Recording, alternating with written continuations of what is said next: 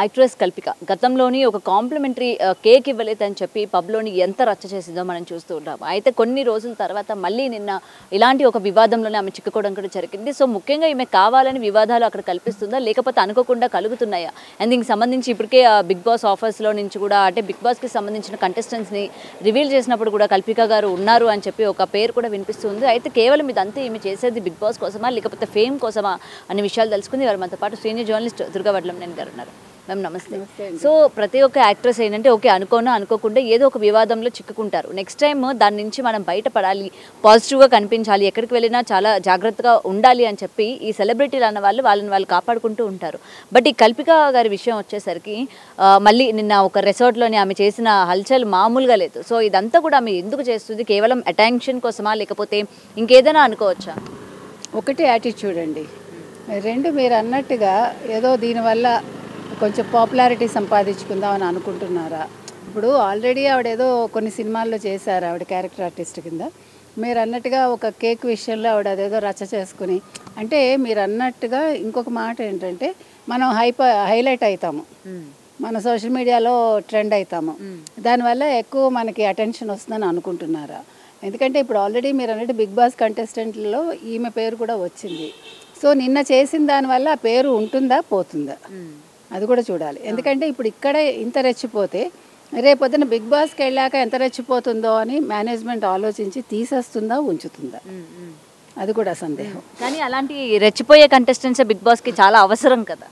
First కొత్తలో అంటే మీకు బిగ్ బాస్ స్టార్టింగ్లో రెచ్చిపోయే వాళ్ళకి చాలా అటెన్షన్ ఉంటుంది. రాను అది తగ్గి సీరియస్నెస్ వచ్చాక ఇలాంటి వాళ్ళు వెనకబడిపోతారు. లాస్ట్కి విన్ అయ్యేది ఇలాంటి కంటెస్టెంట్లు ఉండరు. కాబట్టి మనం విన్ అవ్వాలంటే మనం మంచిగా ఉంటే విన్ అవుతాం. అంతేగాని ఇలాగ గొడవలు చేసుకుని ఇప్పుడు బ్రౌన్ టౌనా ఏంటి నిన్న ఆవిడ వెళ్ళింది రిసార్ట్కి, వెళ్ళాక ఆవిడ అసలు ఇంకొకటండి, ఫస్ట్ మీరు ఒక సెలబ్రిటీ అయితే అయ్యి ఉండొచ్చు, ఇప్పుడు ఒకప్పుడు మీరు కూడా చాలా సాధారణ మనిషి కదా. ఇప్పుడు అక్కడ పనిచేసే వాళ్ళు డబ్బుల కోసం పనిచేసినా అది ఒక వృత్తి వాళ్ళకి. కాబట్టి వాళ్ళని తిట్టే అధికారం మనకి ఏముంది అసలు? నీ కింద వాళ్ళు పని వాళ్ళని కూడా మనం తిట్టకూడదు. నువ్వు డబ్బు ఇస్తున్నావు, పని చేయించుకుంటున్నావు, సో నీకు ఆ రైట్ కూడా లేదు. నువ్వు డబ్బు ఇవ్వకుండా వాళ్ళని కట్టుబానిసలుగా చేసుకున్నా కూడా నీకు రైట్ లేదు.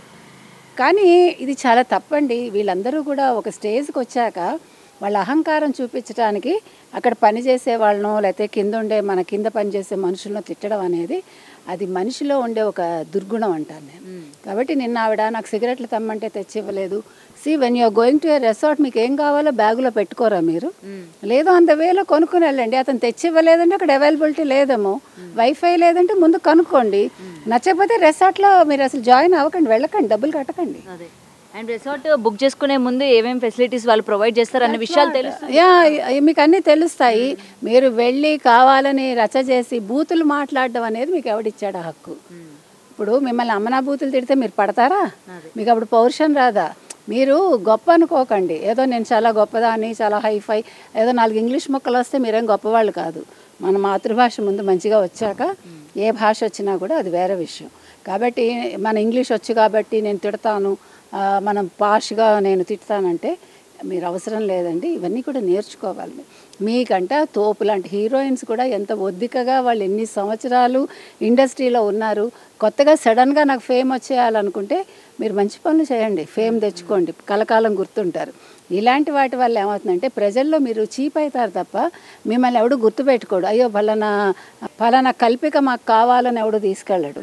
కాబట్టి మీ క్యారెక్టర్ అనేది కూడా చాలా అక్కడ ప్రొజెక్ట్ అవుతుంది. కాబట్టి మీరు మాట్లాడేటప్పుడు మంచిగా మాట్లాడండి. నోరుంది కదా అని బూతులు మాట్లాడద్దు. అది చాలా అంటే ఏమనాలి, మీకు దానివల్ల హాని తప్ప మంచి జరగదు.